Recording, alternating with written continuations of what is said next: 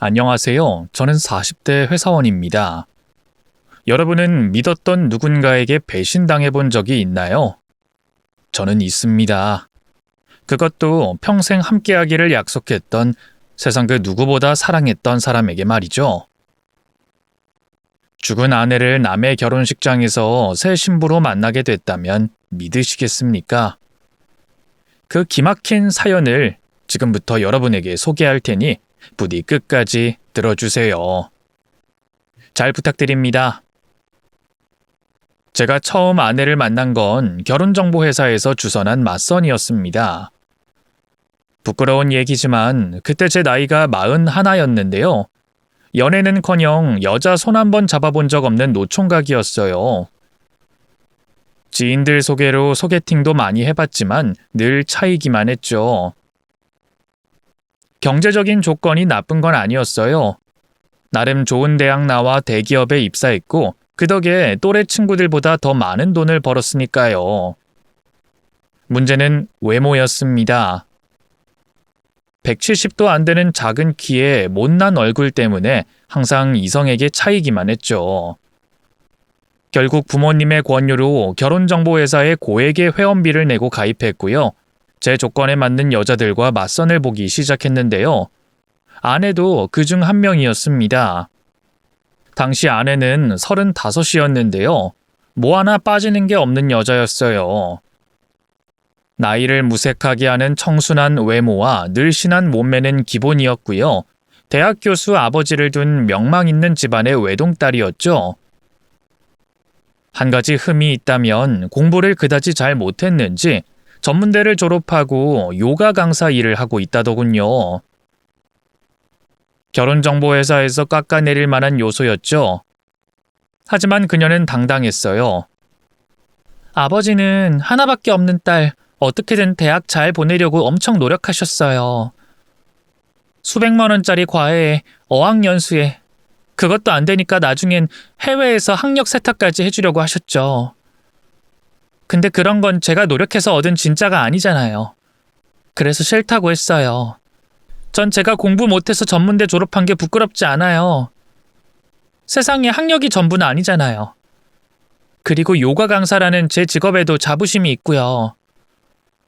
맞선 자리에서 그렇게 똑부러지게 얘기하는 아내를 보고 첫눈에 반해버렸어요. 다행히 아내도 제가 마음에 든 눈치였죠. 결혼정보회사에서 주선하는 맞선이라고 해서 계산적이고 속물적인 사람이 나올 줄 알았는데 아니었네요. 영철 씨 나이에 이렇게 순수하기 쉽지 않은데. 영철 씨만 괜찮다면 저는 더 만나보고 싶어요. 당연히 제 입장에선 거절할 이유가 없는 제안이었어요. 몇 번의 데이트 끝에 저희는 연인 사이가 됐고요. 서로 나이가 있었던 만큼 사귄 지 3개월 만에 바로 식을 올렸죠.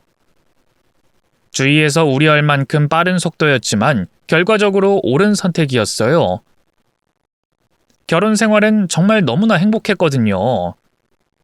마치 잃어버린 영혼의 반쪽을 찾은 것처럼 아내는 저와 어긋나는 게 하나도 없었어요. 그 흔한 부부싸움 한 번 한 적이 없었죠. 그토록 바라던 아이도 허니문 베이비로 빠르게 찾아와 줬네요. 예쁜 공주님이었어요. 부모님은 아들이 아니라고 조금 아쉬워하셨지만 전 딸을 원했기 때문에 참 기뻤네요. 제 가정을 꾸린 뒤로 회사에서 더 열심히 일했어요. 남자분들은 이해하실 겁니다. 총각일 때와 처자식 딸린 가장이 됐을 때의 마음가짐이 완전히 다르다는 걸 말이죠. 살림하랴 아이 키우랴 늘 고생하는 아내에게 조금이라도 좋은 옷과 가방을 사주고 싶었고요. 딸에게도 늘 제일 좋은 것만 해주고 싶었네요. 그래서 승진을 위해 굳은 일도 마다하지 않았고요. 잔업이 있으면 늘 제가 도맡아 했어요. 아내도 그런 제 고생을 알았는지 딸아이를 키우면서도 제 내조에 힘썼어요.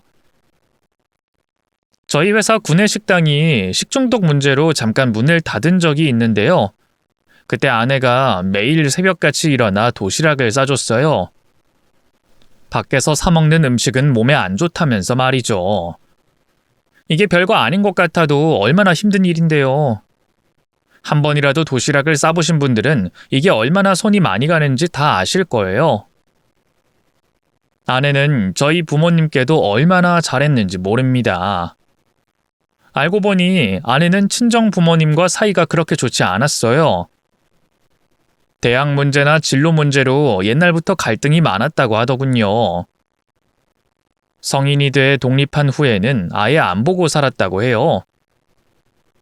결혼 준비하면서 뵀던 장인어른과 장모님은 참 인자해 보였고 아내와도 잘 지내는 것 같았기 때문에 얼마나 놀랐는지 모릅니다. 난 짐작도 못했어. 당신이 장인어른 장모님하고 사이가 안 좋을 줄은. 그렇다고 원수지간 뭐 그런 건 아니고 그냥 부모님이 나를 내놓은 자식 취급하는 것뿐이야. 당신들 성에 못 차는 딸이니까 당신 앞에서야 뭐 체면이 있으니 당연히 티를 안 내신 거고. 어떻게 나라도 중간 역할 잘 해볼까? 당신도 부모님이랑 이렇게 대면대면하게 지내는 건 불편할 거 아니야. 됐어. 난 이렇게 지내는 거 나쁘지 않아. 그치만 부모 자식 사이에 언제까지 이렇게 남처럼 살 순 없잖아.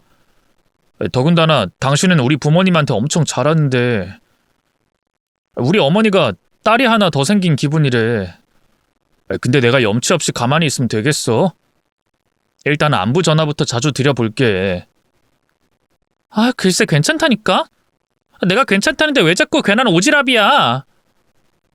아내가 그렇게 날카로운 반응을 보인 건 처음이었어요. 놀란 마음에 얼떨떨하게 서 있자 아내도 아차 싶었는지 황급히 목소리를 낮추더군요. 미안해. 내가 흥분해서 그만. 너무 과민 반응했지? 아니야. 괜찮아. 내가 하고 싶은 말은 우리 부모님한테 그렇게 잘하려고 할 필요 없다는 거야. 효도는 셀프라는 말 몰라? 우리 부모님 일은 내가 알아서 할 테니까 신경 쓰지 마. 그래, 알겠어. 내가 괜히 나섰네. 미안해. 그렇게 말은 했지만 좀 찜찜한 건 사실이었어요. 아내가 도대체 왜 그렇게까지 장인어른 장모님 문제로 과민 반응하는지 알 수 없었죠. 심지어 두 분 연락처가 바뀌었는데 그걸 알려주려고 하지도 않더라고요. 도무지 이해할 수 없었죠. 아내도 그런 제 마음을 눈치챈 걸까요? 어느새 친구들과 술을 먹고 들어와 제게 놀라운 비밀을 털어놨습니다. 여보, 사실 나 우리 아버지한테 맞고 자랐어. 그냥 훈육 정도가 아니고 가정폭력이라고 할 수 있을 정도로 엄청 맞았다고. 그게 사실이야? 뭐 얼마나 맞은 건데? 내가 공부 못했다고 한 거 기억나지? 근데 우리 아버지가 교수잖아. 내가 공부 못하는 걸 이해도 못하셨고 체면을 중요하게 여기는 분이라 끔찍하게 창피하셨어. 초등학교 때부터 시험 망치면 골프채로 엉덩이가 찢어질 때까지 맞았으니 말 다 했지 뭐. 아버지가 술에 취해서 그냥 맨주먹으로 막 때린 적도 있어. 그리고 걸핏하면 내가 머리 나쁜 걸 엄마 탓했거든? 우리 나이 때 어머니들 다 그렇듯이 우리 엄마도 중학교만 간신히 졸업했거든. 그래서 엄마도 날 미워했어. 하나라고 있는 딸이 너무 못나서 허구한 날 아버지 눈치 보며 살아야 한다고. 아직도 기억나. 중학교 2학년 땐가? 아버지한테 대들었다는 이유로 실컷 맞은 다음에 사흘 넘게 물 한 모금 못 먹고 굶은 적이 있어. 우리 엄마는 그걸 그냥 방관만 했지. 나한테 굶어도 싸다더라. 그때 깨달았어. 나한텐 부모가 없구나. 난 고 하나 다름없구나. 그럼 나도 앞으로 이 사람들을 안 보고 살아야지. 그래서 성인 되자마자 바로 집을 뛰쳐나왔던 거야. 어느새 아내의 두 눈은 흥건하게 젖어 있었어요. 너무 가슴 아파 그런 아내를 품에 안았죠. 지금까지 왜 얘기 안 했어? 알았으면 진작 어떻게든 했을 텐데. 무서웠어. 이런 얘기 한다는 게 결국 내 얼굴에 침 뱉기잖아.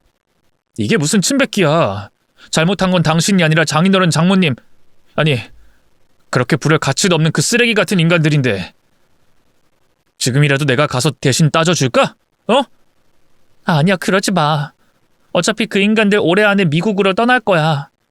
전부터 이민 생각하고 있었거든. 그냥 이대로 조용히 멀어지고 싶어. 어릴 때부터 학대당했기 때문일까요? 아내는 친정 부모님에게 복수할 의지조차 없어 보였어요. 그저 최대한 멀어지고 싶어 했죠. 전 그런 아내의 뜻을 존중하기로 했어요. 그래서 그 인간들을 찾아가 따져 묻거나 경찰에 신고하는 대신 그냥 조용히 덮기로 했네요. 그날부로 저는 아내의 친정 부모님에게 더는 연락하지 않았고요. 처갓집 식구들 그 누구와도 교류하지 않았습니다. 아내 말로는 하나같이 다 방관자 아니면 공범이라고 했거든요. 그 인간들도 캥기는 게 있는지 제가 연락을 끊자 자기들도 더는 먼저 연락하지 않더라고요. 그리고 그해 겨울, 아내가 슬쩍 친정 부모님 소식을 알려줬어요. 장인어른이 교수직을 은퇴하고 부부가 함께 미국으로 완전히 떠났다고 하더군요. 같은 나라에 살지 않는다는 것만으로도 아내는 안심하는 눈치였어요. 참 다행이다 싶었죠. 그렇게 저희 가정엔 다시 평화가 찾아왔어요. 아내는 가정폭력을 당했던 사람이라고는 믿을 수 없을 만큼 딸에게 애정을 쏟았죠. 그래도 서툰 부분이 있었던 걸까요? 아니면 딸애가 워낙 까탈스러운 편이었기 때문일까요? 딸애는 아내 품에 안겨서도 자주 울음을 터뜨렸어요. 뭔가 필요하면 이상하게 아내가 아니라 저를 먼저 찾더군요. 딸이니까 아빠한테 더 안정감을 느끼나 보다 했어요. 서운해하는 아내에게도 차차 나아질 테니 걱정하지 말라 했네요. 모성은 유전이 아니라 학습이란 말이 있잖아요. 비록 아내가 친정엄마한테 모성을 물려받진 못했어도 딸을 사랑하는 마음과 잘 키우고 싶어하는 열정만큼은 충분했으니까요. 좀 서툴더라도 노력하는 만큼 딸과 마음을 나눌 수 있을 거라고 생각했죠. 그런데 그 일이 발단이 됐던 걸까요? 언젠가부터 아내가 조금씩 이상해지기 시작했습니다. 늘 밝고 활달하던 사람이 부쩍 말수가 줄고요. 가뜩이나 마른 사람이 살이 더 빠져선 뼈만 남을 정도였죠. 무슨 일 있냐, 아니면 어디 아프냐 물어봐도 괜찮다고만 하는데 걱정돼 미치겠더라고요. 그래서 따로 보약도 지어 먹이고요. 육아와 집안일도 주말엔 제가 다 도맡아 했어요. 딸 때문에 너무 스트레스 받는 건가 싶어 딸을 부모님께 맡기고 둘이 옛날처럼 교회로 드라이브를 다니기도 했죠. 하지만 별 효과는 없었어요. 아내는 여전히 어딘가 아프고 우울해 보였죠. 혹시 친정 부모님한테 연락이 온 건 아닌가 싶었지만 그것도 아니더라고요. 뭔가 아내가 옛날처럼 기력을 찾을 만한 묘수가 없을까 고민하던 어느 날이었죠. 퇴근해서 집에 돌아오니 웬일로 아내가 웃는 얼굴로 절 맞이하더군요. 집안에선 맛있는 음식 냄새가 진동했어요. 식탁으로 가보니 미역국에 갈비, 잡채, 그리고 갈치구이까지 제가 좋아하는 음식들로만 진수성찬이 차려져 있더라고요. 이게 다 뭐야? 당신이 한 거야? 그럼 내가 하지 누가 해?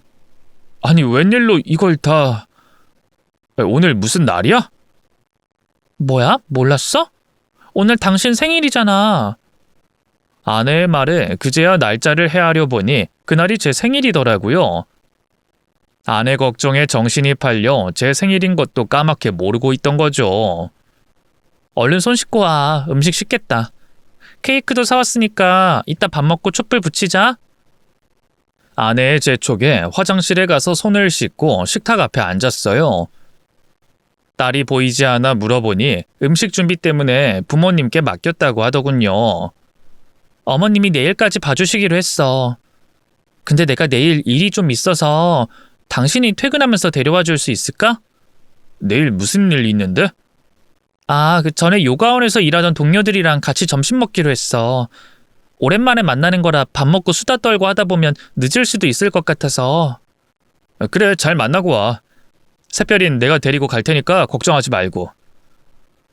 아내가 모처럼 만에 친구들을 만난다는 말에 기분이 좋더라고요.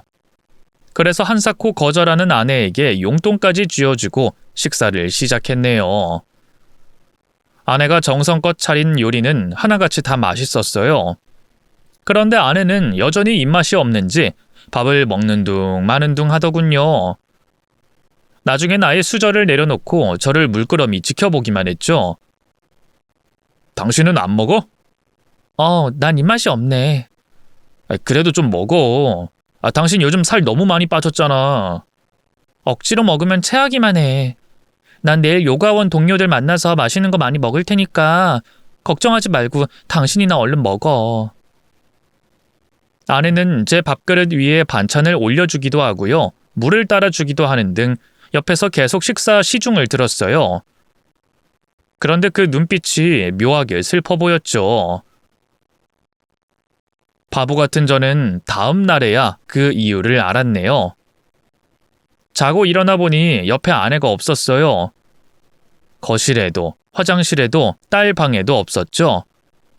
그때 시간은 새벽 6시. 친구들을 만나러 나갔다기엔 너무 이른 시간이었어요. 놀란 마음에 아내 핸드폰으로 전화를 걸어보니 웬걸 없는 번호라는 안내 음성이 흘러나오더군요. 심장이 쿵 하고 떨어지는 기분이었어요. 도대체 이게 어떻게 된 일인가 싶어 혼란스러웠죠. 경찰에 신고를 해야 하는 건가 고민하던 순간이었어요. 문득 소파 테이블 위에 올려져 있는 종이 한 장이 눈에 들어오더군요. 허둥지둥 달려가 펼쳐봤어요. 충격적이게도 그 종이는 아내가 남긴 마지막 편지이자 유서였습니다. 이렇게 편지로나마 마지막 인사를 남기는 나를 용서해줘. 당신은 비겁하다 욕하겠지만 차마 얼굴 보고 얘기할 용기가 안 생기더라. 사실 그동안 당신한테 말하지 못했는데 나는 언제나 외로웠어. 당신 문제는 아니야. 당신은 내게 참 좋은 남편이었으니까. 그냥 이건 내 문제야. 결혼하면 나아질까 했는데 내 천성적인 외로움은 어쩔 수가 없더라. 그래서 이제 그만 외롭지 않은 곳으로 떠나려고 해. 나 절대 찾지 말고 우리 딸 샛별이 잘 키워줘. 그동안 고마웠어. 도무지 믿을 수가 없어 그 편지를 몇 번이나 다시 읽어봤어요. 그러다 뒤늦게 정신이 들어 부랴부랴 경찰에 신고했죠. 아내가 남긴 글을 보고 사태의 심각성을 인지했는지 경찰은 바로 수사팀을 꾸려줬어요. 하지만 아내가 이미 핸드폰도 없애버린 상태였고요. 어디로 떠났다는 증거 같은 것도 남아있는 게 없었기 때문에 난감해하더군요. 저는 급한 대로 아내의 친지들에게 연락을 돌려봤어요. 하지만 연결되는 번호가 하나도 없더군요. 아예 안 받는 사람도 많았고요. 그새 번호를 바꿨는지 그런 사람 모른다면서 그냥 차갑게 전화를 끊어버리기도 했네요. 미국에 계신 장인어른 장모님에게 연락할 방법도 없었어요. 현지 연락처는 물론 살고 계신 집 주소도 몰랐거든요.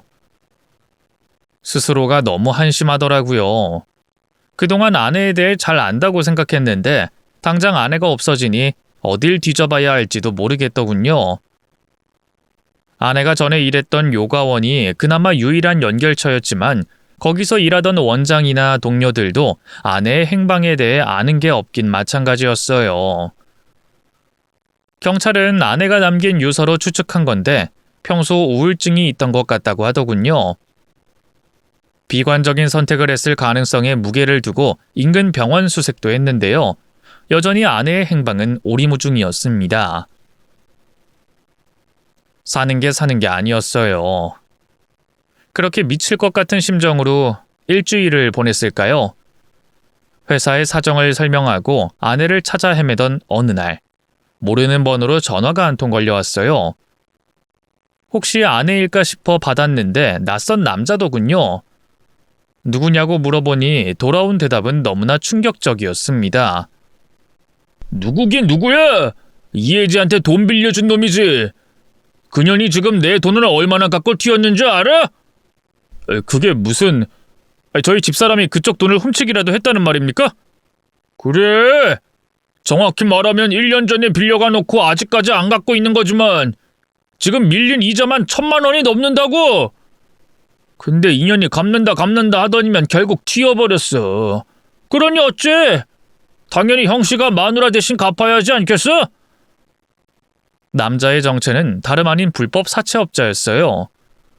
남자는 당장 돈을 갚지 않으면 가만두지 않겠다고 온갖 더러운 협박을 일삼더군요. 일단 알겠다고 아무것도 모르고 있었으니 나중에 다시 얘기하자고 전화를 끊었어요. 그리고 뭔가 이상하다 싶어 그 길로 아내 앞으로 된 금융부채며 자산 상황 같은 걸 전부 확인해봤죠. 그 전까진 제가 아내에게 생활비를 주는 식으로 가게를 꾸려나가고 있었기 때문에 그런 걸 확인해볼 생각을 한 번도 못했거든요. 결과는 너무나 충격적이었어요. 아내 앞으로 사채 빚이며 카드값이 어마어마했죠. 다 합쳐보니 1억이 훌쩍 넘더군요. 도대체 이 많은 돈을 어디다 쓴 건지 짐작도 안 가더라고요. 아내는 유흥을 좋아하는 성격도 아니었고요. 명품 가방이나 옷 같은 데도 별 관심이 없었거든요.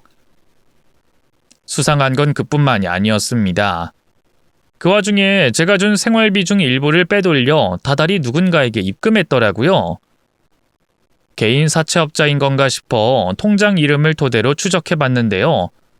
웬걸 건물을 여러 채 갖고 있는 60대 아주머니더군요.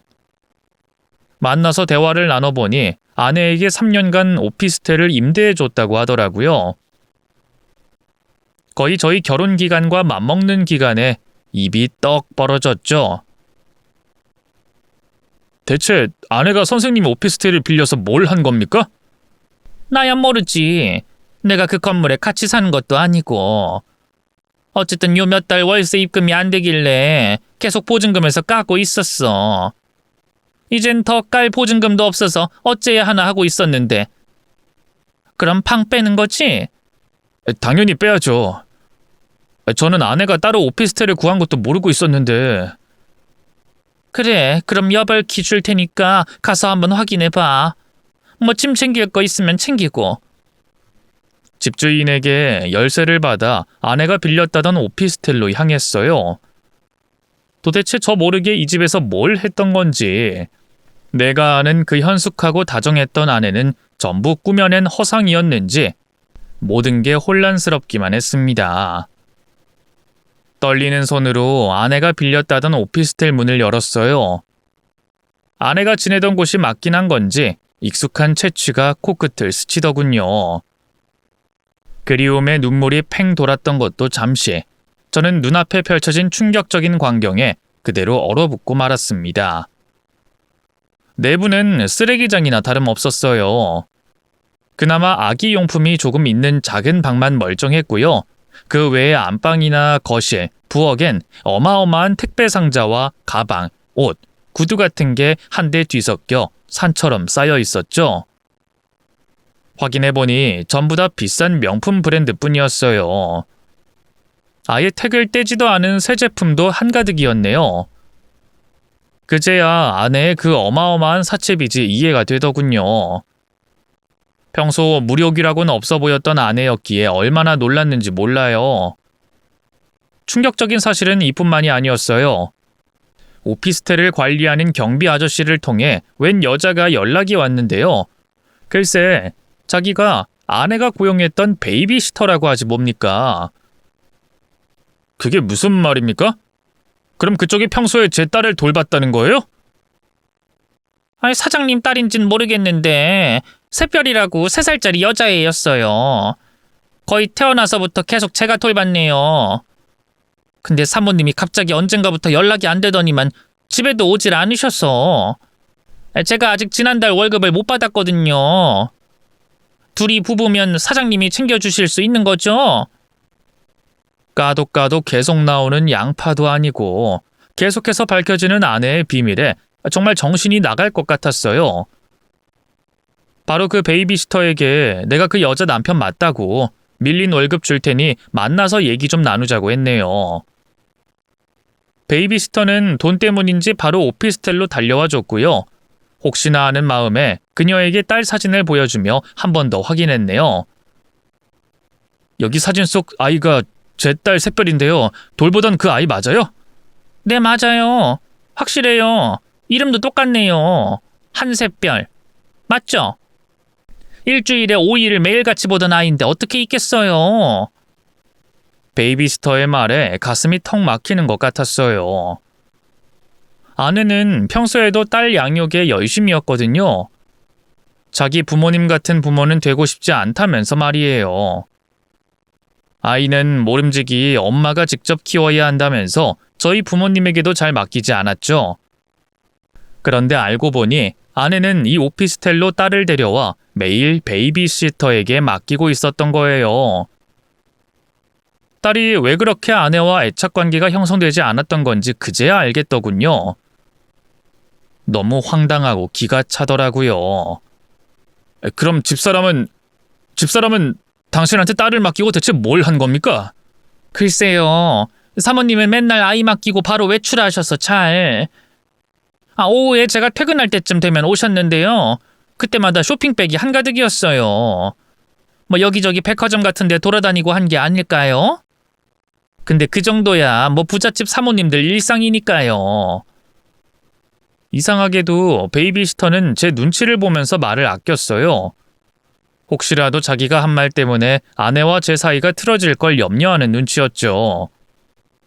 그래서 아내가 따로 오피스텔을 빌렸다는 걸 안 순간부터 의심하고 있던 걸 조심스럽게 물어봤네요.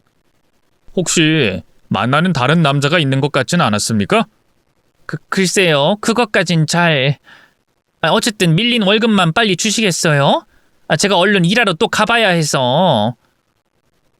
베이비시터는 수상하다 싶을 만큼 허둥지둥 그 자리를 벗어나려고 했어요. 결국 돈을 쥐어주고 그냥 보낼 수밖에 없었죠. 그렇게 텅 빈 오피스텔에 홀로 남아있자니 내가 아는 아내는 도대체 뭐였나 하는 생각이 들더군요. 귀신에 홀린 것 같은 기분이었죠. 어쨌든 그달 안에 방을 빼기로 했기 때문에 시간이 없었어요. 사람을 불러 오피스텔에 있던 짐을 정리하고 돈이 될 만한 건 급한 대로 업자에게 팔아 넘겼네요. 덕분에 집주인과는 큰 탈 없이 계약을 종료할 수 있었죠. 문제는 사채업자들이었어요. 그 인간들은 아내가 행방불명됐다는 걸 안 뒤로 줄기차게 제게 연락해댔어요. 아내 대신 빨리 빚을 갚으라는 거였죠. 불법 사채의 경우 갚을 의무가 없기 때문에 법적인 대응을 알아보지 않은 것도 아닌데요. 어찌나 질 나쁜 놈들인지 상대하기가 여간 힘든 게 아니더군요. 잘 들어 형씨. 우리가 지금까지 돈 못 받아낸 인간은 하나도 없다고. 이게 무슨 뜻인지 알아? 지금 협박하는 겁니까? 이러는 건 명백한 불법입니다. 불법 같은 소리하고 자빠졌네. 신고하고 싶으면 어디 해봐. 경찰들도 다 우리 편이니까. 경찰이라고 뭐 돈 싫어하는 줄 알아? 그리고 협박? 어디 제대로 한번 협박해봐? 지금까지 형씨한테 뻗대던 양반들 다 이 땅에 없어. 자살했거나 장기 팔려서 뒤졌거나 둘 중 하나라고. 하나뿐인 아들이 그렇게 되면 부모님이 얼마나 슬퍼하시겠어? 안 그래? 아니면 슬퍼하시지 않게 형씨 옆에 같이 묻어줄까? 어? 저야 그렇다 쳐도 연로한 부모님까지 걸고 협박하니까 너무 두렵더라고요. 심지어 제 회사는 어떻게 알았는지 그 앞에까지 찾아와 진을 치더군요. 누구나 다 그렇겠지만 저도 회사에 알려지는 것만큼은 피하고 싶었어요. 결국 저는 모아뒀던 적금을 깨서 아내의 빚을 갚을 수밖에 없었네요. 그동안 아내도 이렇게 협박당했을 걸 생각하니 아내가 왜 그런 선택을 했는지 이해가 가더군요. 하나뿐인 딸은 베이비시터에게 맡기고 빚까지 내서 사치를 하던 여자. 오피스텔을 빌려 단순히 명품 보관 창고로 쓴 건지 아니면 남자를 끌어들여 놀아난 건지 알 수 없는 더러운 여자. 그게 제가 알게 된 아내의 진실이었어요. 하지만 참 바보 같죠? 그럼에도 불구하고 저는 아내를 찾는 걸 포기할 수밖에 없었어요. 지금 생각해보면 만나서 직접 따져 묻고 싶었던 것 같아요. 대체 난 당신한테 뭐였냐고, 날 사랑하긴 한 거냐고, 왜 내겐 빈껍데기 같은 가짜 모습만 보여준 거냐고. 떠나는 그 순간까지도 아무것도 알려주지 않고 사라진 아내가 너무나 원망스러웠네요. 그때부터 더 미쳐서 아내를 찾아다녔던 것 같아요. 그쯤엔 경찰도 손을 놓은 상태였기 때문에 저 혼자서 전국 방방곳곳을 돌아다녔죠. 주변에선 아내가 늘어나는 사채빚을 감당하지 못하고 안타까운 선택을 한 게 아니냐고 말했어요. 제 입장에선 절대 인정하고 싶지 않은 얘기였죠. 하지만 반년이 넘어가도록 아내의 행방은 묘연했고요. 1년쯤 됐을 땐 저도 내심 아내가 죽었을 것 같다는 생각이 들더군요. 아내가 너무 밉고 원망스러웠어요. 저도 제 삶을 포기하고 싶은 마음이 굴뚝 같았지만 하나뿐인 어린 딸을 생각하면 차마 그럴 수도 없었네요. 그쯤 딸은 어머니가 거진 돌보고 있었는데요. 평일엔 일하고 주말엔 전국 곳곳으로 아내를 찾아다니느라 딸과는 거의 시간을 보내지 못하고 있었거든요. 뒤늦게 찾아가 품에 안으니 낯선 사람을 보듯 피하다 급기야 울더라고요. 어찌나 미안하고 죄책감이 들던지. 딸을 끌어안고 아빠가 미안하다고, 앞으로 잘하겠다고 다짐 또 다짐했네요. 그 뒤로 저는 아내를 찾는 걸 그만뒀어요. 차마 장례까지 치를 자신은 없어 그냥 가슴에 묻어만 두고요. 엄마를 찾으며 보채던 딸도 언젠가부터 더는 엄마를 찾지 않더라고요. 아직 어려서 금방 잊은 건지 아니면 철이 일찍 든 건지 뭐가 됐든 가슴이 아픈 건 매한가지였죠. 제 인생에서 아내가 증발한 뒤에도 세월은 무심하리만치 빠르게 흘렀어요. 정신을 차려보니 어느새 3년이라는 시간이 훌쩍 지나 있더군요. 그쯤 저는 더 좋은 조건으로 이직을 한 상태였는데요. 하루는 회사에서 친하게 지내던 후배 한 명이 결혼을 한다면서 청첩장을 주더라고요. 30 중반이 훌쩍 넘도록 제 짝을 못 만나고 있던 친구라 아낌없이 축하해줬죠. 결혼식에도 시간을 내서 방문했는데요. 부모님이 과수원을 크게 하신다더니만 과연 비싸기로 유명한 모 호텔에서 예식을 하더군요.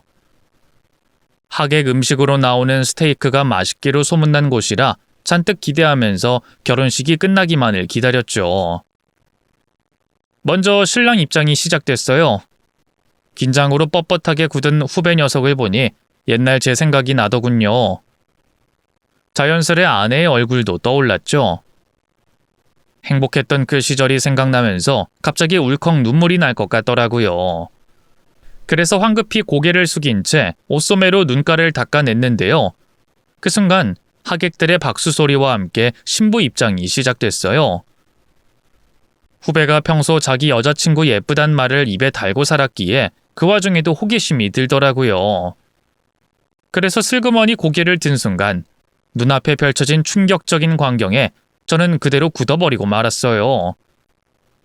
그토록 찾아 헤매던 아내가 수줍게 웃으면서 앞을 향해 걸어가고 있었거든요. 몇 번을 두 눈을 감았다 떴다 해봐도 마찬가지였어요. 눈부시게 흰 웨딩드레스를 입고 버진로드를 밟고 있는 사람은 분명히 죽은 줄 알았던 제 아내였습니다. 설마 하는 마음에 품에 넣어뒀던 청첩장을 꺼내 신부의 이름을 다시 살펴봤는데요. 당연히 아내의 이름이 아닌 낯선 여자의 이름이 적혀 있었어요. 그냥 아내와 닮은 사람인가? 도플갱어처럼? 아니면 쌍둥이 자매? 정말 별의별 생각을 다 했던 것 같아요. 정신을 차려보니 어느새 식이 끝나고 사진 촬영이 시작되더군요. 친구 및 지인들이 찍는 차례가 되자 재빨리 달려나갔어요. 그리고 신랑이 아닌 신부의 곁에 섰죠.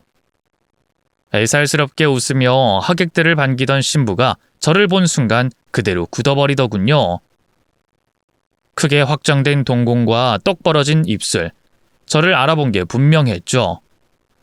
그제야 저는 그 신부가 제 아내가 맞다는 걸 확신할 수 있었습니다. 역시 당신 맞지? 김혜지, 이게 대체 어떻게 된 일이야? 죽은 줄 알았던 당신이 여기 왜 있는 거냐고? 무슨 말씀하시는 건지. 전 그런 사람 몰라요. 착각하신 것 같네요. 잡았대 생각하지 마. 지금 나보고 깜짝 놀랐잖아. 목소리마저 똑같은데 시치미를 떼는 아내가 너무 야속했어요. 일부러 나를 버리고 떠난 게 맞구나는 확신이 들었죠. 도대체 왜 그런 거야, 혜지야?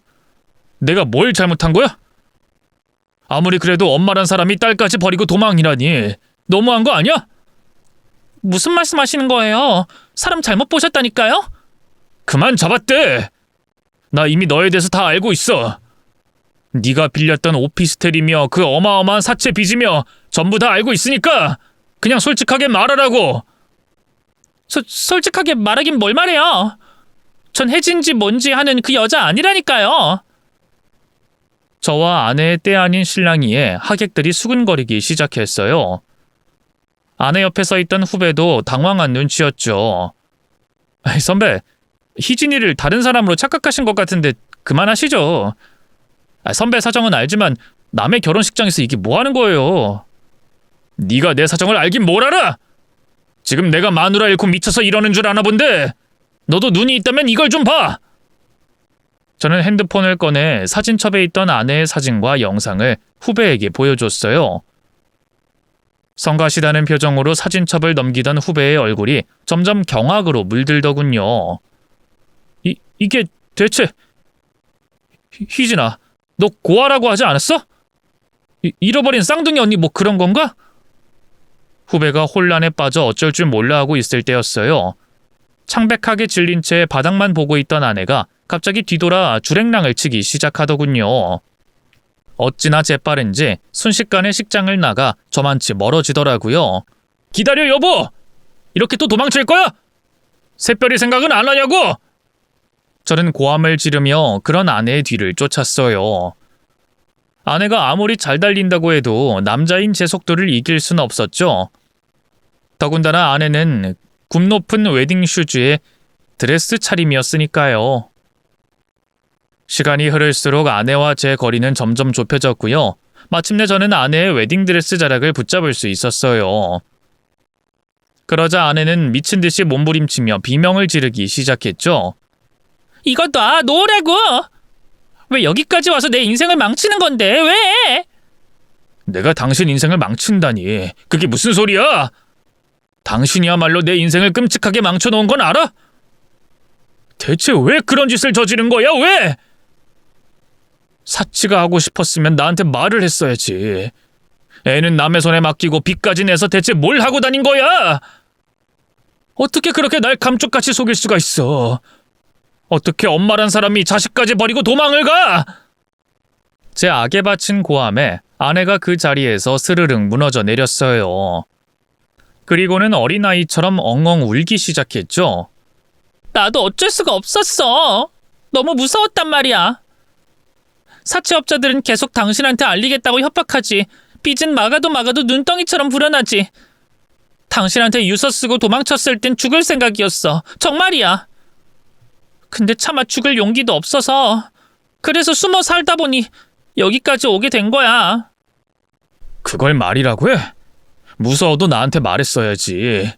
유서 한 장 남기고 사라지는 게 아니라 그깟 사채비 때문에 내가 당신을 버릴 거라고 생각했단 말이야? 애초에 당신이 사랑한 건 내가 아니라 현숙하고 아름다운 아내 이혜지였잖아. 교수 부모 밑에서 태어나서 당차고 똑부러지고 살림도 잘하는. 근데 그것도 다 거짓말이었어. 당신이 어디까지 아는진 모르겠는데 나 어릴 때 부모한테 버림받아서 쭉 보육원에서 컸고 변변한 일자리는 가져본 적도 없다고. 아내의 생각지도 못한 고백에 입이 떡 벌어졌어요. 그게 무슨... 보육원에서 자랐다니. 그럼 장인어른 장모님은... 내가 준비한 연기자들이야. 우리 결혼식 때 왔던 친척들이며 손님들이며 다 꾸며진 가짜라고. 애초에 결혼정보회사에도 서류 조작해서 가입한 거야. 미안해. 결혼식만 잘 끝내면 뒤탈 없을 거라고 생각했는데 살다 보니까 그게 안 되더라. 당신은 자꾸 우리 부모님한테 연락하려고 하고 왜 그렇게 사이가 안 좋냐고 캐묻고 매일 당신한테 들켜서 헤어지는 악몽을 꿨어. 아내의 고백은 너무나 충격적이었어요. 뭐라고 말해야 할지 몰라 벙쪄 있기만 하자 아내가 피식 웃음을 터뜨리더군요. 참 우리도 인연이긴 한가 보다. 어떻게 새 삶을 시작하려고 한 순간에 딱 내 앞에 나타나서 이렇게 회방을 놔? 회방이란 그 말에 저도 모르게 울컥한 감정이 치솟아 올랐어요. 회방이라니? 그걸 지금 말이라고 해? 당신 정말 나 버리고 다른 남자랑 결혼하려고 했던 거야? 저 자식을 사랑하는 거야? 그래? 맞아요. 바보 같다 욕하실 수도 있겠지만 그때까지도 전 아내에게 감정이 남아 있었어요. 아내가 저를 속인 것과는 별개로 여전히 부부간의 사랑은 건재했으니까요. 그러자 아내가 재빨리 고개를 가로젓더군요. 다른 건 다 속였지만 감정까지 속인 건 아니야. 내가 사랑한 건 당신뿐이라고. 내가 다른 남자랑 결혼하려던 이유는 딴 거 없어. 혹시라도 사채업자들이 날 찾아낼까봐 겁이 나서 이름 바꾸고 신분 세탁하려고 그런 거야. 난 기회만 되면 당신한테 다시 돌아가려고 했어. 정말이야. 하지만 당신이 지금쯤이면 모든 걸 다 알고 날 잊었을 거라고 생각했는데 설마 당신 여전히 나한테 마음이 남아있는 거야? 내가 거짓말만 잔뜩한 별 볼 일 없는 고아인데도? 고아고 뭐고 그런 게 무슨 상관이야. 당신이 솔직하게 말만 해줬어도 내 손으로 절대 당신 안 버렸을 거야. 여보, 그럼 나 용서해 주는 거야? 감격에 찬 아내가 울면서 제게 손을 뻗었어요. 그런 아내를 끌어안아 주려는데 문득 뒤통수에서 섬뜩한 느낌이 들더군요. 이마저도 전부 연기가 아닐까? 아내가 정말 오피스텔에서 사치만 했을까? 하는 생각이 머릿속을 강타했죠. 애써 제 눈을 피하며 말을 아끼던 베이비시터의 얼굴도 떠올랐고 말이죠. 그래서 다가오는 아내를 밀어내며 짐짓 무섭게 소리쳤네요. 용서는 무슨 용서! 다른 건 몰라도 남자랑 바람난 건 절대 용서 못해! 바람이라니? 그게 무슨 말이야? 아직도 거짓말 하려는 거야? 내가 말했지, 다 안다고! 난 이미 당신이 오피스텔에서 다른 남자 끌어들여서 놀아난 것도 전부 알고 있어! 당신이 고용한 베이비시터한테 얘기도 들었고 이미 집주인 만나서 CCTV도 다 확인했다고! 제 말에 아내의 얼굴이 당황으로 얼룩졌어요. 제발 아니라고 하길 빌었건만 아내는 참담한 표정으로 입술을 깨물었죠.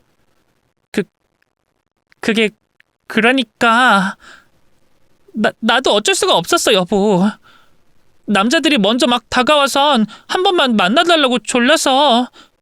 그래서 다 일회성 만남일 뿐이었어. 같이 몇 번 자지도 않았다고. 횡설수설하며 외도를 인정하는 아내를 보며 가슴이 무너져 내리는 것 같았어요. 아내는 사치하고 억대빚을 진 것도 모자라 바람까지 피웠던 거예요. 저를 사랑하는 게 아니었던 거죠.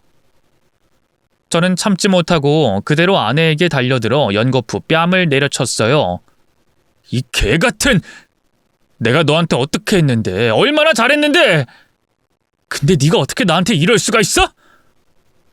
갑자기 얻어맞아 아내도 화가 났던 걸까요? 생전 못 보던 표독스러운 표정으로 저를 노려보더니만 이내 입꼬리에 비웃음을 띄우더군요. 그때 깨달았어요. 이게 아내의 진짜 얼굴이라는 걸요. 당연한 거 아니야? 내가 애초에 너처럼 나이 많고 못생긴 남자랑 왜 결혼했을 거라고 생각해? 돈 때문이었어. 대기업 다니니까 돈이 많을 거라고 생각했거든. 근데 웬걸. 결혼하고 보니 속빈 강정이지 뭐야. 부모는 그냥 평범한 농사꾼에 벌어오는 월급은 다 지가 관리하고 생활비도 쥐꼬리만큼 주고. 너랑 결혼하고 내가 얼마나 구질구질하게 살았는 줄 알아? 사채업자 협박이 아니었어도 옛저녁에 도망쳤을 거야. 아내의 잔인한 말에 분노와 배신감으로 온몸이 부들부들 떨리더군요. 뚫린 입이라고 함부로 짓거리지 마! 너 내가 가만히 둘 줄 알아? 사기죄로 고소할 거야. 알겠어? 너 나로도 모자라서 내 후배한테까지 작업 걸려고 했지? 같이 고소할 거니까 두고 봐. 절대 합의는 없고 어떻게든 콩밥 먹일 거니까. 제 단호한 선언에 순식간에 아내의 표정이 바뀌었어요. 잔뜩 겁에 질려 어쩔 줄 몰라 하더군요. 여보, 잠깐만. 방금은 내가 너무 화가 난 나머지 실언한 거야. 당신도 알잖아. 내가 얼마나 당신 사랑했는지. 정말 나 고소할 건 아니지? 그치? 이제 와서 가증스럽게 굴어봤자 늦었어. 전 품에서 핸드폰을 꺼냈어요. 그리고 112를 눌러 경찰에 신고하려고 했죠. 그러자 아내가 허둥지둥 제 팔을 붙잡았어요. 여보, 제발 이러지 마. 우리 샛별이를 생각해서라도 제발. 샛별이 엄마 없는 애로 만들 셈이야? 아이한텐 엄마가 필요해. 당신도 잘 알잖아. 엄마란 여자가 그제서야 딸의 이름을 입에 올린다는 게 정말 기가 막히더군요. 끝까지 딸을 자기 방패막이로만 이용하려는 모습이 혐오스럽기 그지없었네요. 그 더러운 입으로 내 딸 이름 부르지 마! 잊었어? 유서까지 쓰고 사라진 건 당신이야. 샛별이는 이미 엄마 없는 아이가 돼서 살고 있다고. 사기꾼 꽃뱀 엄마 같은 건 차라리 없는 편이 나아. 여보, 내가 잘못했어. 나 정말 당신 사랑한단 말이야. 그 사채업자 놈들만 아니었어도 당신하고 평생 행복하게 잘 살았을 거라고. 제발 부탁이야. 경찰에 신고만은 하지 말아줘. 내가 이렇게 빌게. 급기야 아내는 무릎까지 꿇고 두 손을 싹싹 모아 빌기 시작했어요. 하지만 저는 아랑곳하지 않고 경찰에 아내를 신고했고요. 저만 취해서 상황을 보고 있던 후배와 그 가족들에게도 자초지종을 설명했네요. 다들 경악하는 사이 신고를 받고 온 경찰이 출동했고요. 아내는 그대로 연행됐죠. 경찰 수사 결과 드러난 진실은 놀라웠어요. 아내는 보육원 출신 고아였고요. 중학교를 중퇴한 뒤 불량배들과 어울리면서 온갖 더러운 짓을 일삼았더라고요. 사기와 폭행 등으로 이미 전과도 있었죠. 한창 젊을 때는 예쁜 외모를 무기로 남자들에게 꽃뱀짓을 하며 살았는데요. 나이가 들어 그것도 더는 먹히지 않을 것 같자 서류를 위조해 결혼정보회사에 가입해 평생 뜯어먹을 먹잇감을 노렸던 거예요. 그리고 그 덫에 걸려든 게 바로 저였던 거죠. 충격적인 사실은 그뿐만이 아니었어요. 놀랍게도 아내에겐 숨겨진 여죄가 있었습니다. 사기나 절도도 아닌 살인이었죠. 제가 아내를 식장에서 다시 만났을 때 아내의 이름은 김희진이었는데요. 알고 보니 가족 하나 없이 혼자 살고 있던 여자에게 접근해 죽인 뒤 신분증 등을 훔쳐 그 여자인 척 살았던 거였어요. 경찰 말로는 그렇게 타인의 신분증을 훔쳐 다른 사람인 양 행세하는 사람들이 생각보다 많다고 하더군요. 물론 아내처럼 아예 새 인생을 꾸리고 결혼까지 하는 경우는 흔치 않겠지만요. 어쨌든 살인죄까지 더해지면서 아내는 꽤 높은 형량을 선고받았어요. 따로 연락을 하고 사는 건 아니지만 아직까지 교도소에 있다고 알고 있습니다. 거의 무기징역에 준하는 형량이었으니 아마 당분간은 못 나오지 않을까 싶어요. 혹시라도 출소 후 딸에게 접근하는 걸 우려해 법적인 조치는 다 취해둔 상태입니다. 딸은 여전히 엄마가 죽은 줄로만 알고 있는데요. 그런 엄마라면 차라리 계속 천국에 있는 걸로 해두는 게 딸을 위해서도 좋을 거라고 생각합니다. 다행히 저희 부녀는 생각보다 잘 살고 있어요. 저 같은 경우 전처와의 트라우마 때문에 한때 인간 불신에 시달려 연애는커녕 사회생활도 힘들었는데요. 꾸준히 정신과에서 약물 치료와 상담을 병행하면서 많이 좋아졌어요. 몇 년 전 좋은 여자를 만나 새로운 가정도 꾸렸습니다. 지금 아내는 원래 제 직장 동료였는데요. 저와 마찬가지로 한번 결혼에 실패한 아픔이 있는 여자예요. 전처만큼 눈에 띄는 미인은 아니지만 솔직하고 사려 깊어서 배울 점이 많은 사람이죠. 제 딸도 얼마나 예뻐해 주는지 몰라요. 아내도 전 남편과의 사이에서 낳은 아들이 한 명 있는데요. 네 자식 내 자식 할 거 없이 사랑으로 잘 키우고 있습니다. 아내와 딸이 계모에 대한 세상 사람들의 편견 때문에 상처받는 걸 볼 때마다 얼마나 가슴이 아픈지 몰라요. 재혼 가정이라고 하면 색안경을 끼고 바라보는 사람들이 이제 더는 없었으면 합니다. 과거의 아픔을 딛고 행복해지고 싶어 정말 힘들게 용기를 낸 사람들이 대부분이거든요. 긴 얘기 들어주셔서 감사합니다. 모두 건강하세요.